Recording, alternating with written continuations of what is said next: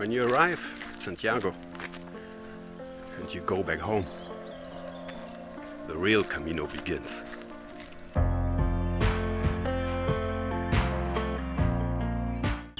somebody asked me how it feels like when you arrive back home after the Camino.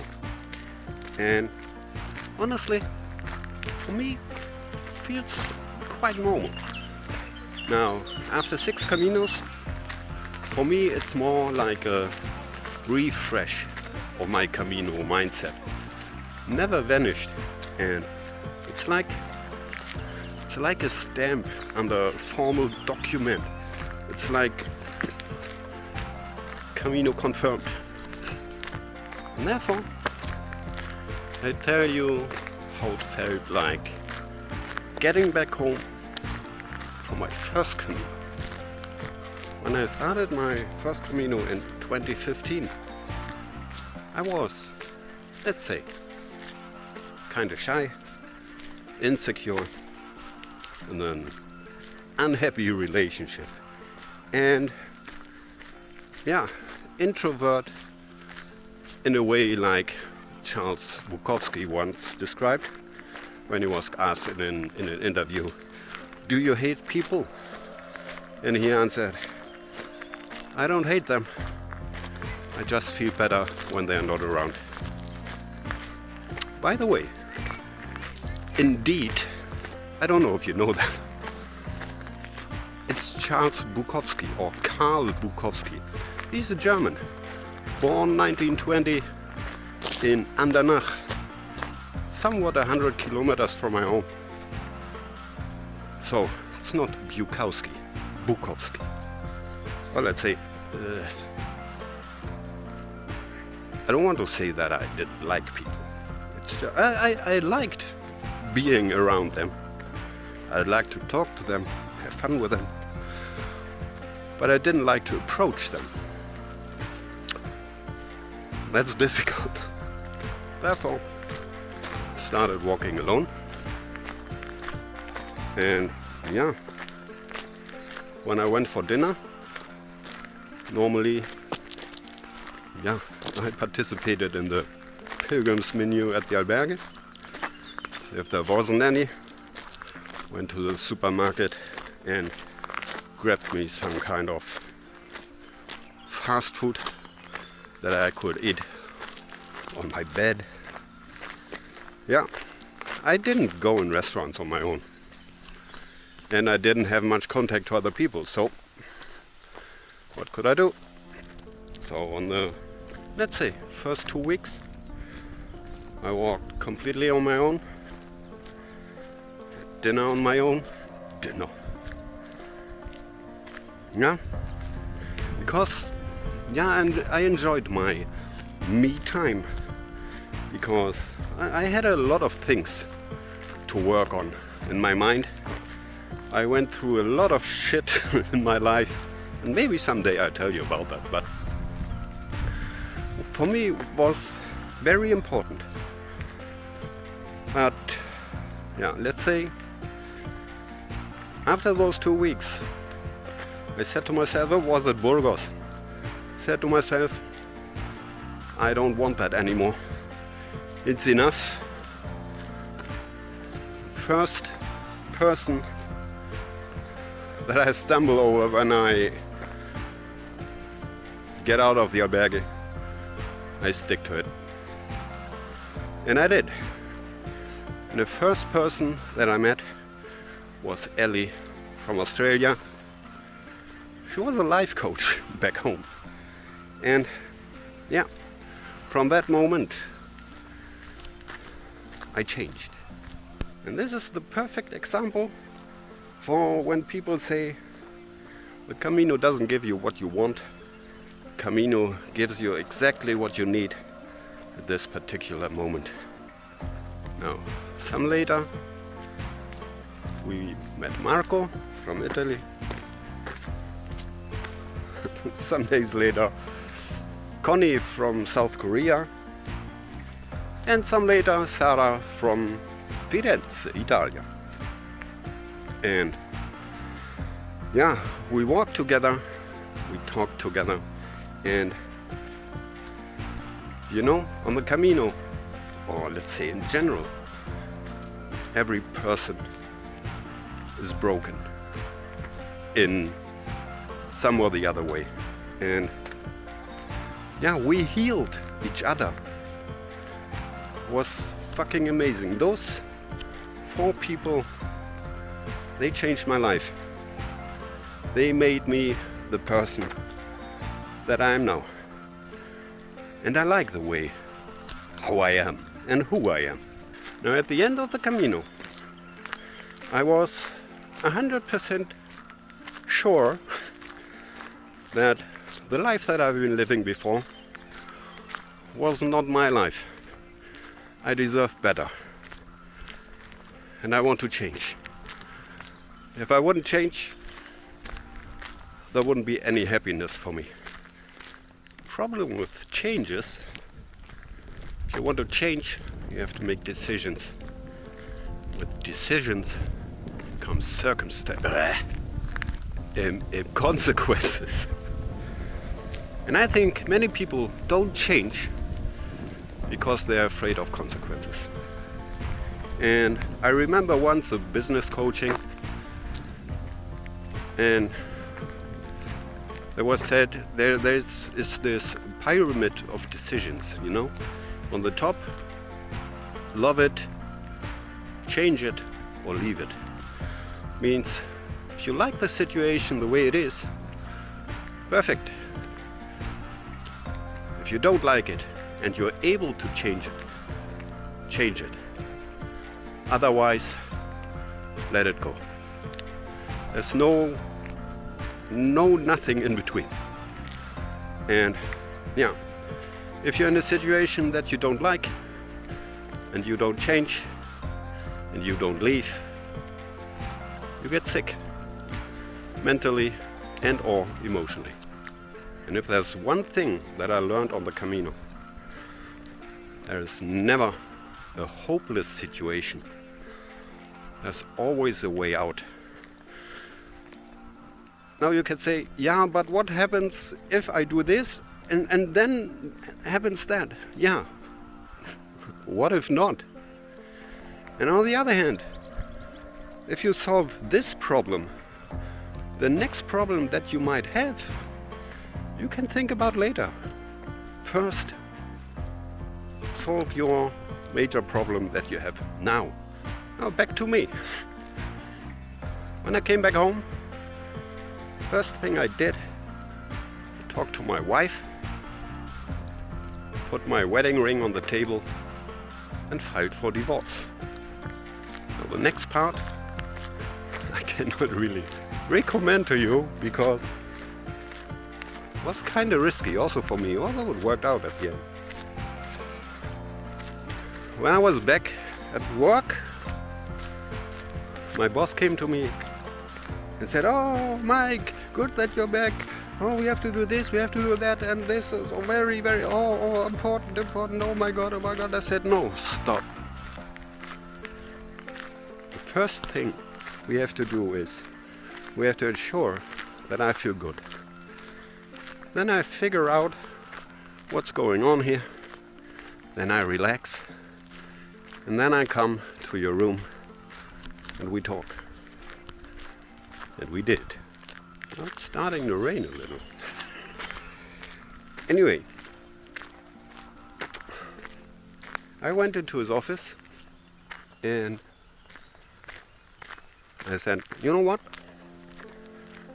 I don't like my job at all. I don't like working. I said, my only satisfaction is that I am a good accountant and that my product is pretty good. That's my satisfaction. But I hate the job. And I said to him, I only work at this particular place because I like being here. I like the people that are working here. I work here only because it's fun. And if it stops being fun for me, I leave. I have no emotional strings attached to this company. Nothing. For me, it's a job to fill my fridge, pay my rent, pay my bills. Nothing more. And yeah, I am a loyal worker. And as long as the company is loyal to me, you can count on me. Now he looked a little disturbed, understandably, but yeah, in the end it worked out. And we had a beautiful relationship over the next years. By the way, I'm still in the same company. Could have gone wrong, could have lost my job, but yeah, I was willing to take that risk because on the Camino I found out I don't need much to be happy. I need something to eat, a roof over my head, friends. That's it. Everything else is luxury. Now, I earn a decent amount of money at this company, but I could come along with much less. And that's freedom. You know, to always to have in the back of your head, I can go whenever I want, and I'm not at risk to destroy my life.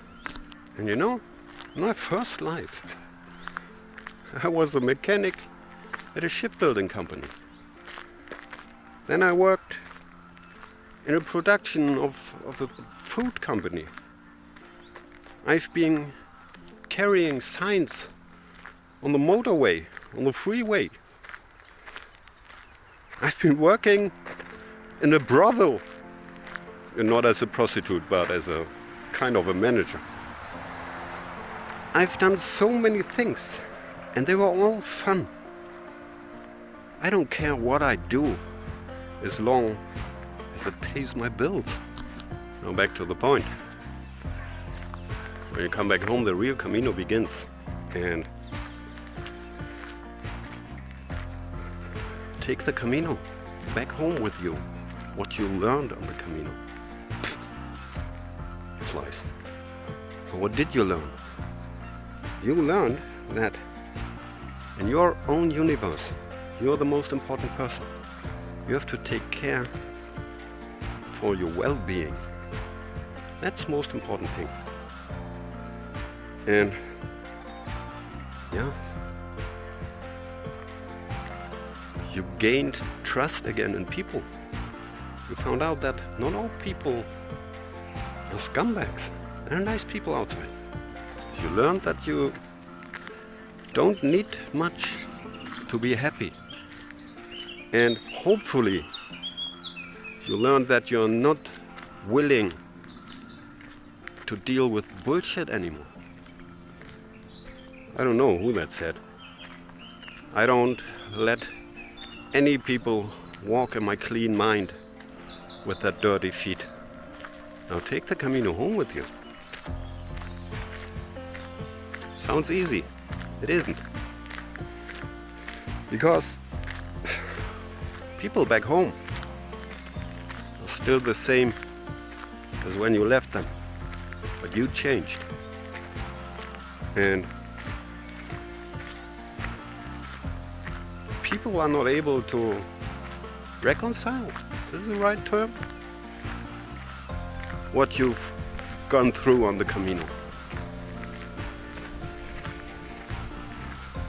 People are still the same. When I came back home and I met friends, it was like, I don't know, it's not my people anymore. Boring people, boring lives, boring stories. And whenever I try to tell my stories from the Camino, either they didn't believe me, or they didn't want to hear it.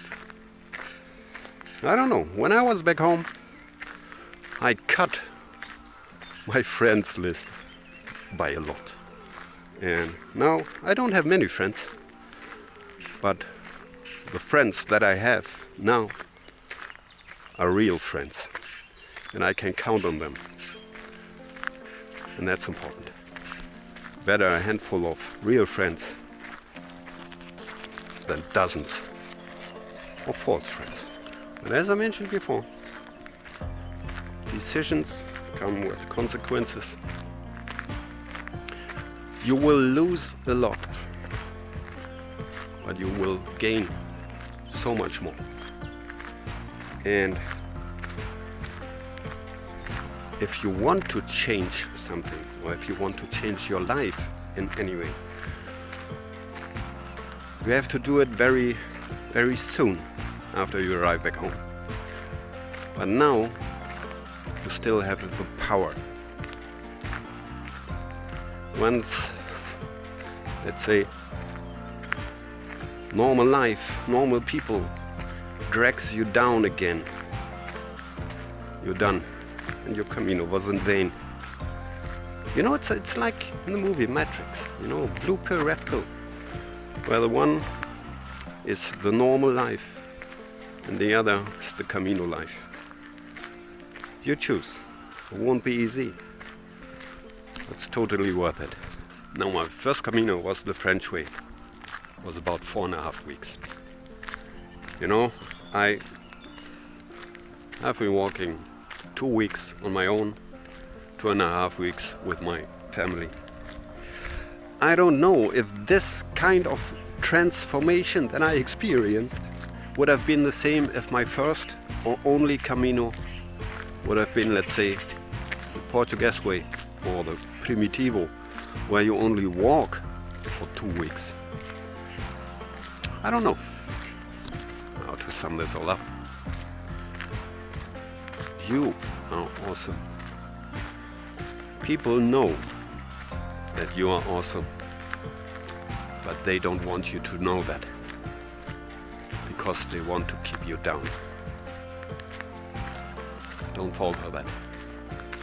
Now, when I started this video today, as always, unscripted, I didn't know what I would talk about. And now I think I could be a fucking life coach. What do you think? Anyway, till next time, don't know where you are, if you want to walk the Camino, if you're on the Camino, or if you're back. Anyway, Camino is also at home. So far, one Camino. See you.